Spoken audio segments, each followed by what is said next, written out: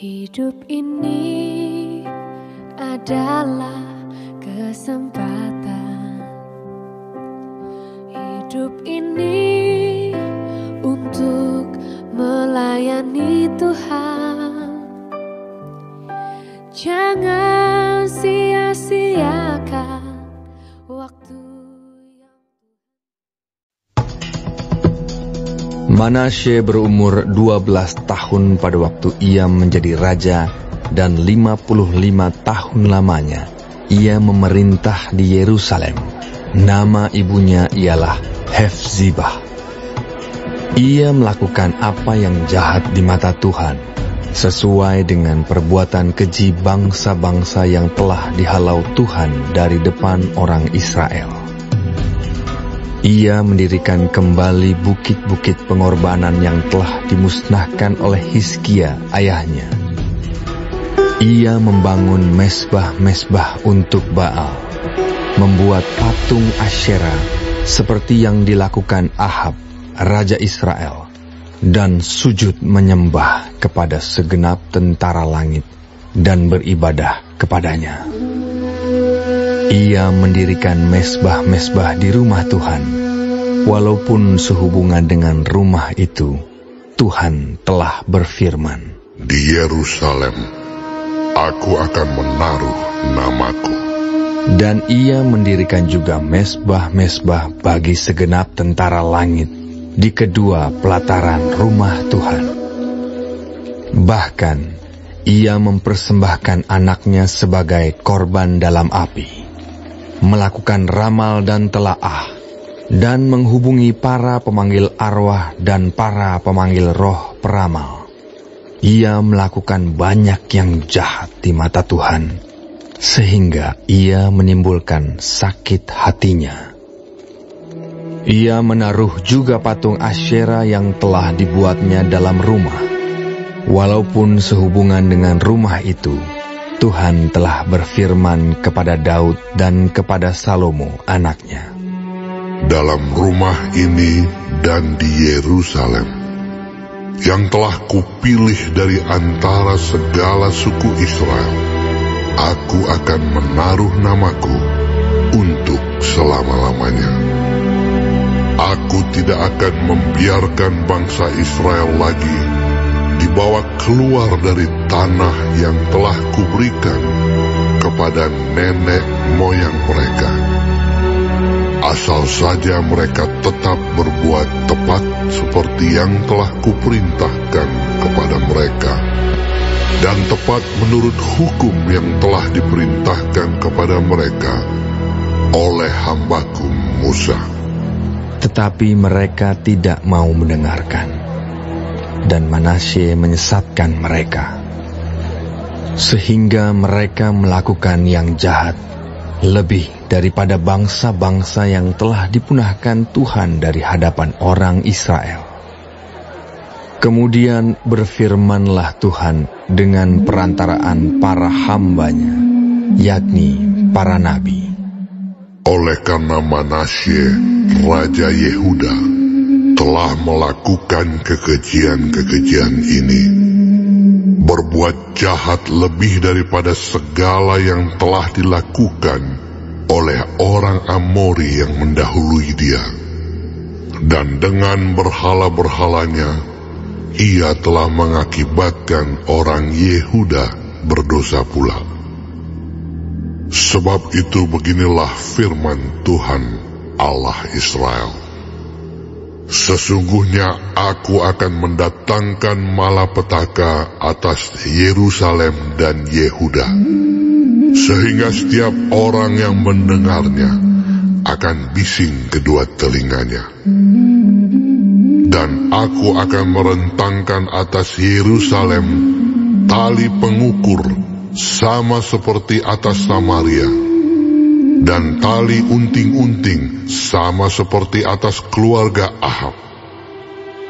Dan aku akan menghapuskan Yerusalem seperti orang menghapus pinggan, yakni habis dihapus, dibalikkan pula menungging. Aku akan membuangkan sisa milik pusakaku akan menyerahkan mereka ke dalam tangan musuh-musuh mereka, sehingga mereka menjadi jarahan dan menjadi rampasan bagi semua musuh mereka. Oleh karena mereka telah melakukan apa yang jahat di mataku, dan dengan demikian mereka menimbulkan sakit hatiku, mulai dari hari nenek moyang mereka keluar dari Mesir sampai hari ini. Lagi pula, Manasye mencurahkan darah orang yang tidak bersalah sedemikian banyak, hingga dipenuhinya Yerusalem dari ujung ke ujung, belum termasuk dosa-dosanya yang mengakibatkan orang Yehuda berdosa pula dengan berbuat apa yang jahat di mata Tuhan. Selebihnya dari riwayat Manasye, segala yang dilakukannya dan dosa-dosa yang diperbuatnya, bukankah semuanya itu tertulis dalam kitab sejarah raja-raja Yehuda? Kemudian Manasye mendapat perhentian bersama-sama dengan nenek moyangnya, dan ia dikuburkan di taman istananya, di taman Uza. Maka Amon, anaknya, menjadi raja menggantikan dia. Amon berumur 22 tahun pada waktu ia menjadi raja, dan 2 tahun lamanya ia memerintah di Yerusalem. Nama ibunya ialah Mesulemet binti Harus dari Yotba. Ia melakukan apa yang jahat di mata Tuhan, seperti yang telah dilakukan Manasye ayahnya.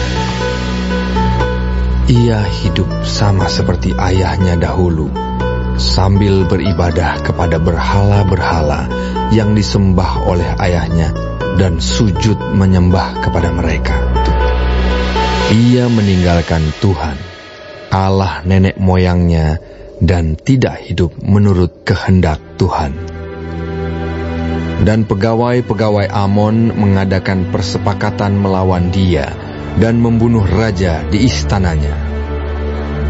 Tetapi rakyat negeri itu membunuh semua orang yang mengadakan persepakatan melawan Raja Amon. Dan rakyat negeri itu mengangkat Yosia, anaknya, menjadi raja menggantikan dia.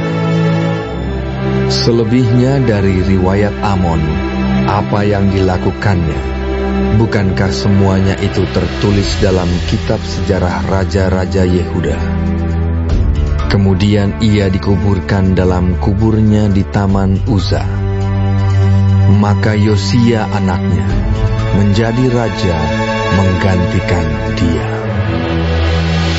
Baik, sebelum mengakhiri firman Tuhan hari ini, kita sama-sama berdoa. Bapa kami yang di surga, dikuduskanlah nama-Mu.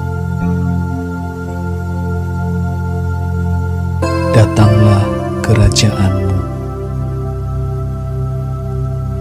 Jadilah kehendak-Mu di bumi seperti di sorga. Berikanlah kami pada hari ini makanan kami yang secukupnya, dan ampunilah kami akan kesalahan kami, seperti kami juga mengampuni orang yang bersalah kepada kami.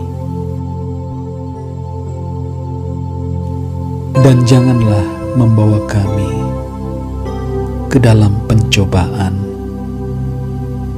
tetapi lepaskanlah kami daripada yang jahat, karena Engkaulah yang empunya kerajaan dan kuasa dan kemuliaan sampai selama-lamanya.